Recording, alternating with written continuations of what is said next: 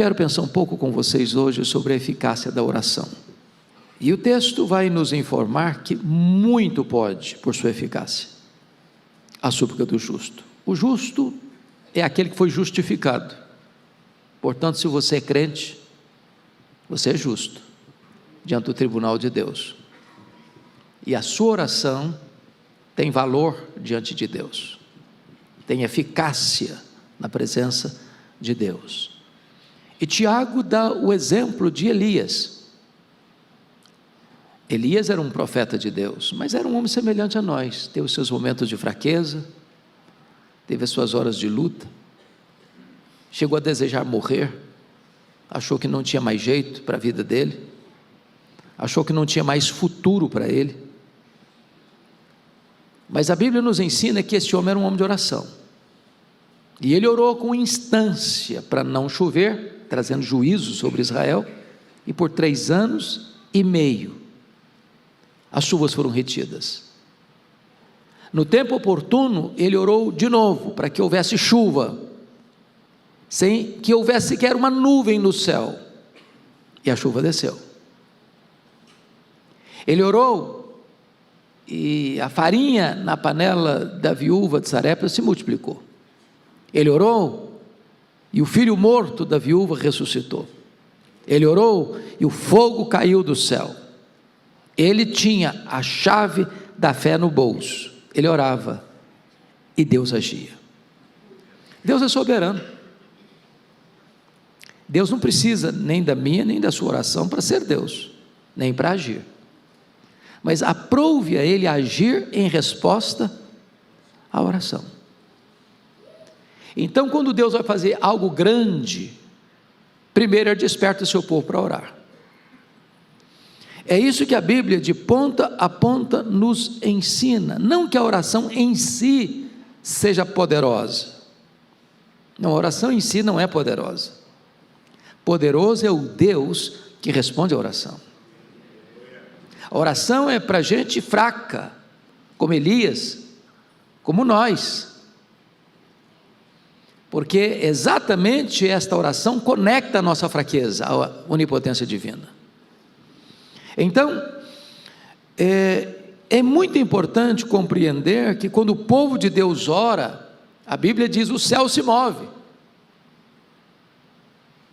Quando o homem trabalha, mas quando o homem ora, Deus trabalha, porque é assim que ele resolveu fazer. Então, eu queria hoje fazer um levantamento aqui ao longo da Bíblia e da história, para mostrar que a oração tem eficácia diante de Deus. Quando eu volto para a Escritura e olho a Bíblia, eu vejo um Abrão orando, porque havia um decreto de destruir Sodoma e Gomorra, e os anjos foram enviados para destruírem Sodoma e Gomorra, e Abraão entra na brecha da intercessão: Senhor, se tiver 50, se tiver 45, se tiver 40, se tiver 30, se tiver 20, se tiver 10, justo, o Senhor vai destruir? Não, não vou destruir, se tiver. Mas não tinha sequer 10 justos. Mas a Bíblia diz que Ló era um homem justo. E diz a Bíblia que Deus salvou Ló de Sodoma e Gomorra em resposta à oração de Abraão. Então, quando você ora por alguém, o braço de Deus se manifesta para libertar essa pessoa. Eu encontro Isaac, que casou-se aos 40 anos, e a Rebeca era estéril. Ele orou por ela 20 anos, e ela concebeu. Nem sempre o fato da oração ser eficaz, Deus a responde na hora que você ora. Pode ser que Deus responda daqui a 1 ano, daqui a 5 anos, daqui a 10 anos, daqui a 15 anos, do que a 20 anos. Ele não disse quando vai responder, ele disse que vai responder. Então persevere. Eu encontro um Jacó que aos 97 anos, neto de crente, filho de crente, ainda não é crente. Até então, o Val de Jaboque, ele ora a Deus, ou ele fala com Deus como Deus de Abraão, seu avô, o Deus de Isaque, seu filho, mas ele não diz, meu Deus. Mas lá no Val de Jaboque, aos 97 anos, ele tem uma luta com Deus. Aliás, Deus tem uma luta com ele. E ali ele clama, e ali ele pede misericórdia, e ali ele chora, e ali ele insta com Deus para não deixar, sem que antes o abençoasse. E ali Deus muda a história dele, e ali passa a ser chamado de Israel, e a partir dali, Deus é conhecido como Deus de Abraão, como Deus de Isaque, como Deus de Jacó. Deus é poderoso para transformar a sua vida, mesmo que já lá no estágio mais avançado da sua história. Deus não perdeu o controle, Deus pode responder a sua oração, Deus pode libertar a sua vida e salvar a sua vida. Eu encontro Moisés, que diante de um cenário dramático, onde Deus tinha tomado a decisão de destruir o povo no deserto e começar uma nova nação, e Moisés entra na brecha. Deus diz, Moisés ora e diz, Deus, poupa esse povo, Senhor, poupa esse povo, ou então o Senhor tira o meu nome do livro que escreveste. E a Bíblia diz que Deus salvou Israel, poupou Israel, em resposta à oração de Moisés. O que Deus pode fazer com a sua oração, meu irmão, é coisa que impactará milhares de pessoas, uma nação inteira. Foi salva, foi poupada em resposta à oração desse homem. A Bíblia nos ensina que Samuel foi um dos maiores intercessores da história, e chegou um momento em que ele disse para a sua nação, longe de mim pecar contra Deus, deixando de orar por vós. Em outras palavras, todos nós somos sacerdotes, todos nós temos livre acesso à presença de Deus, o véu do templo já foi rasgado, e quando eu não oro, quando você não ora intercessoriamente em favor do povo de Deus, nós estamos em pecado contra Deus, porque somos intercessores.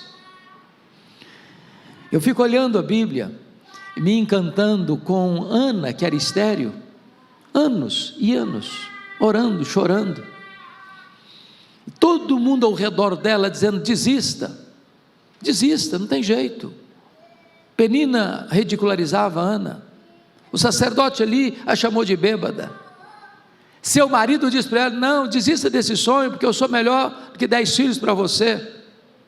Mas ela tinha um propósito, ela tinha um desejo, ela queria ser mãe, é um desejo natural da mulher. E Deus ouviu a oração dela, e Deus abriu o ventre dela, e ela trouxe ao mundo o maior juiz, o maior profeta, o maior sacerdote daquela geração. Então aquilo que a medicina não pode resolver, Deus pode fazer em resposta à sua oração. Eu encontro um Ezequias doente e encurralado por um exército poderosíssimo do maior império da época, o Império Assírio, que cerca Jerusalém, e dá um veredito para ele, renda-se, porque Deus nenhum poderá livrar você da minha mão. E diz a Bíblia que ele ora, e ele chora, e Deus age, e um anjo de Deus é escalado, e mata ao redor de Jerusalém 185 mil soldados assírios. Jerusalém não tinha aquele número de gente morando na cidade. Deus cura o rei Ezequias, Deus poupa Jerusalém em resposta à oração do rei Ezequias. Deus ainda faz isso. Eu leio nas Escrituras, e eu vejo o profeta Eliseu sendo encurralado pelos inimigos, e o seu moço tão desesperado, ao ver os exércitos, e os cavalos, e os cavaleiros, e as carruagens ao redor da cidade, e o profeta Elias ora e diz, meu Deus, abre os olhos desse moço, para que ele possa enxergar direito. E quando ele abre os olhos do moço, Deus abre os olhos do moço, tem carros, e cavalos, cavaleiros, muito mais poderosos.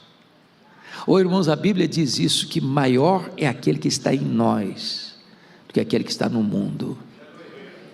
Você pode orar, e o braço onipotente de Deus há de agir em resposta à oração.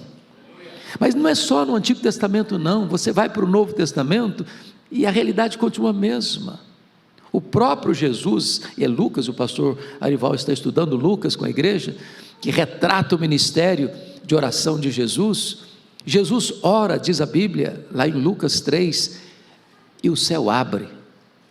Jesus ora, diz a Escritura, e o Espírito Santo desce sobre ele. Jesus ora e o Pai fala desde as alturas: este é o meu Filho amado, em quem eu me comprazo. Quando você ora, o céu se abre. Quando você ora, o Espírito Santo desce. Quando você ora, você escuta a voz do eterno Deus dizendo que você é precioso para Ele.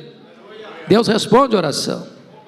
Eu leio as Escrituras e eu vejo que a maior e primeira evidência que Deus deu para Ananias ir lá na rua direita, na casa de Judas, e impor as mãos sobre Saulo, foi esta senha: ele está orando.